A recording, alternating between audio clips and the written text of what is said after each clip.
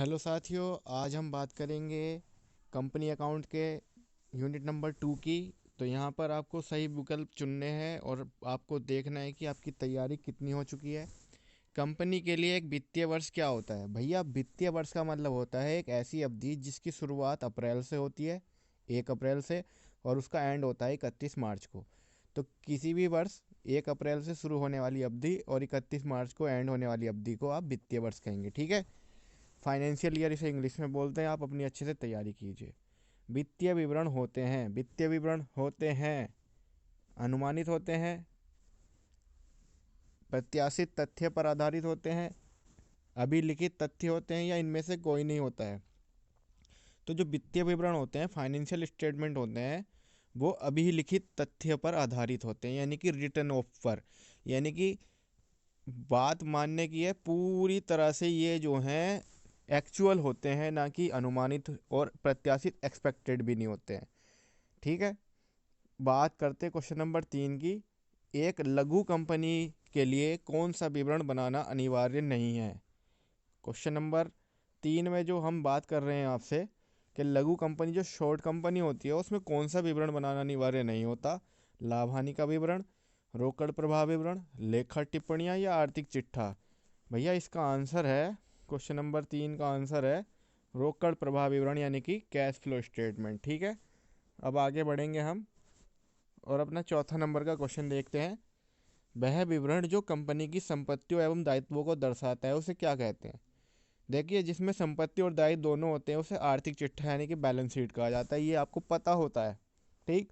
Confuse बिल्कुल नहीं होना है। लाभ हानि खाते में तो आती ही नहीं है, व्यापार खाते में भी नहीं आती, ये चिट्ठे में आता है केवल। क्वेश्चन नंबर 5, अनुसूची 111 के अनुसार संपत्तियों को कितनी श्रेणियों में विभाजित किया गया है? तो संपत्तियों को 2 श्रेणियों में विभाजित किया गया है, ठीक है। संशोधित अधिनियम के अनुसार कंपनी का चिट्ठा कितने प्रारूपों में बनाया जा सकता है? तो जो संशोधित अधिनियम है उसके अनुसार एक ही तरह से बैलेंस शीट का जो परफॉर्मा है तैयार किया जाता है। कंपनियों के आर्थिक चिट्ठे का प्रारूप किस रूप में होता है? क्षैतिज रूप में। क्षैतिज मतलब हॉरिजॉन्टल, शीट्स मतलब वर्टिकल। क्षैतिज तथा शीर्ष दोनों में हो सकता है या इनमें से कोई नहीं, तो वर्टिकल तरह से बनता है, ऊपर से नीचे के लिए। आगे क्वेश्चन है 8वां। कंपनी के आर्थिक चिट्ठे का प्रारूप दिया गया है अनुसूची 3 के भाग 1 में, अनुसूची 3 के भाग 2 में, अनुसूची 3 के भाग 3 में, या सारणी एफ में। तो भाई कंपनी का जो आर्थिक चिट्ठा है उसका प्रारूप कंपनी के अनुसूची के तीसरे भाग के पहले उसमें कॉलम में दिया गया है, ठीक। अनुसूची 3 के भाग 1 में दिया गया है, ठीक है। कंपनी के चिट्ठे में समता एवं दायित्व शीर्षक को कितने उप शीर्षकों में दर्शाया जाता है? समता मतलब इक्विटी और दायित्व मतलब लाइबिलिटी। इक्विटी एंड लाइबिलिटीज को कितने शीर्षक में दर्शाया जाएगा? 4। आगे मैं इसको विस्तार में बता दूंगा जब हम क्वेश्चन करेंगे एक आध न्यूमेरिकल का। प्रतिभूति प्रीमियम संचय खाता। प्रतिभूति यानी कि security, premium reserve account. Security premium reserve account जो है आर्थिक चिट्ठे में किस शीर्षक के अंतर्गत दिखाया जाता है? संचय एवं अतिरेक, यानी संचय मतलब रिजर्व एंड अतिरेक का मतलब होता है सरप्लस। चालू दायित्व एवं प्रावधान या अंश पूंजी, तो ये रिजर्व एंड सरप्लस वाले कॉलम में दिखाया जाता है सिक्योरिटी प्रीमियम रिजर्व अकाउंट। आगे बढ़ते हैं। कौन सी संपत्ति चालू संपत्ति नहीं होती है, करेंट एसेट नहीं होती है? देनदार, पूर्वदत्त व्यय, ख्याति या स्टॉक? तो ये गुडविल यानी ख्याति जो होती है आपकी इंटेंजिबल और फिक्स्ड एसेट्स के अंतर्गत आती है। आगे बढ़ते हैं क्वेश्चन नंबर 12 पर। निम्नलिखित में से कौन सा चालू दायित्व नहीं है? करंट लाइबिलिटीज कौन सी नहीं है इनमें से? 2023 में क्वेश्चन आया हुआ है। दे बिल यानी कि बिल्स पे बिल, बैंक अधिविकर्ष यानी कि बैंक ओवरड्राफ्ट, अंश पूंजी या आदत भी है? तो शेयर कैपिटल जो है आपकी स्टार्टिंग में आ जाती है और ये आपकी करंट लाइबिलिटीज नहीं होती है, ठीक। आगे बढ़ता हूँ क्वेश्चन नंबर 13 को लेके। चालू दायित्व के भुगतान की अधिकतम अवधि कितनी होती है?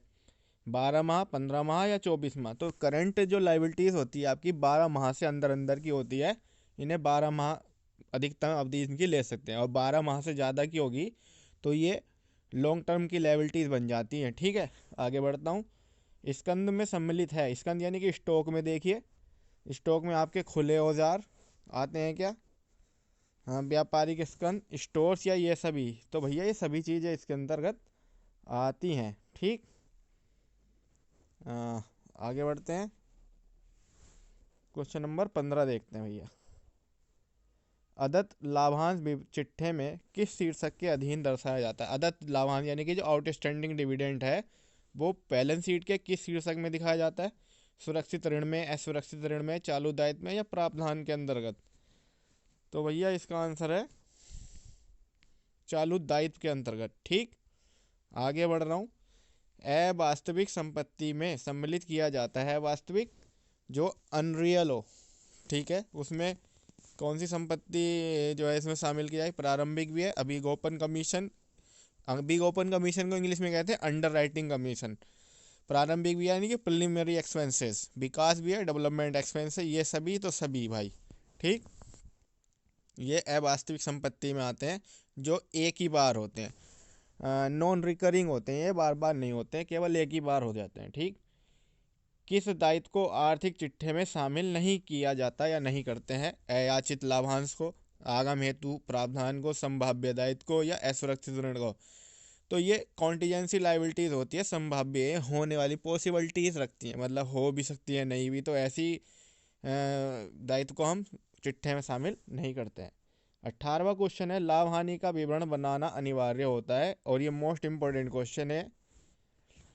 एकाकी व्यापारी को, साझेदारी फर्म को, कंपनी को या सहकारी समितियों को? तो कंपनी को लाभ हानि का विवरण बनाना अनिवार्य है, बनाना पड़ेगा ही पड़ेगा। विभाज्य लाभ क्या कहलाता है? विभाज्य लाभ यानी कि जो डिस्ट्रीब्यूटेड प्रॉफिट होता है उसे क्या कहते हैं? सकल लाभ, शुद्ध लाभ, गत वर्ष का लाभ या कर के पश्चात जो लाभ है?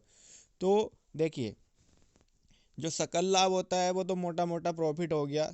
यो आपका जो भी आपका प्रोडक्ट है उसको सेल करने के बाद जो भी आपको आया, कॉक्स में से घटा के, कॉस्ट ऑफ गुड्स सोल्ड में से घटा के जो आया वो ग्रॉस प्रॉफिट हो गया। इसके बाद कुछ छोटे छोटे एक्सपेंसेस हैं, बारीकी से रिलेटेड एक्सपेंसेस हैं, उन्हें घटा के आपका नेट प्रॉफिट आ जाता है। इस नेट प्रॉफिट के बाद भी आपको क्या करना पड़ता है? टैक्स देना पड़ता है। टैक्स वगैरह देने के बाद जो आता है वो आता है ऐसा प्रॉफिट जिसको हम डिस्ट्रीब्यूट कर सकते हैं अपने पार्टनर्स में या फिर अपने जो शेयर होल्डर्स होते हैं वहाँ पर। कंपनी की वार्षिक सभा में घोषित किया जाने वाला लाभांश जो होता है, वार्षिक सभा यानी कि एनुअल जनरल मीटिंग, वर्ष में एक बार जो होती है, उसमें डिविडेंड को जो है अनाउंस किया जाता है। तो वो कौन सा लाभांश होता है? ये है कि वर्ष के अंत में घोषित किया जाने वाला लाभांश क्या कहलाता है? अंतिम लाभांश। ठीक है। और वर्ष के मध्य में घोषित किया जाने वाला लाभांश क्या कहलाता है? अंतरिम, इंटरिम। ठीक है, जो वर्ष के बीच में करते हैं।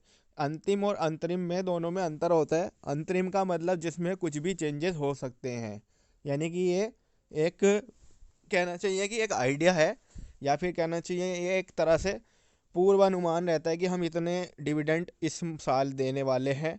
लेकिन साल के अंत में जो फाइनल एनुअल जनरल मीटिंग के अंतर्गत जो घोषित किया जाता है वो अंतिम लाभांश होता है। तो भैया ये थे शॉर्ट क्वेश्चंस जो मैंने आपको बताए। उम्मीद करता हूँ आपको ये पसंद आए होंगे, और आगे की वीडियो में आपको अगले यूनिट के इम्पोर्टेंट एमसीक्यूज मिल जाएंगे, और अगले सब्जेक्टों के भी आपको एमसीक्यूज बहुत जल्दी मिलने वाले हैं। तो हमारे चैनल पर बने रहें और तैयारी करते रहें। Thank you so much.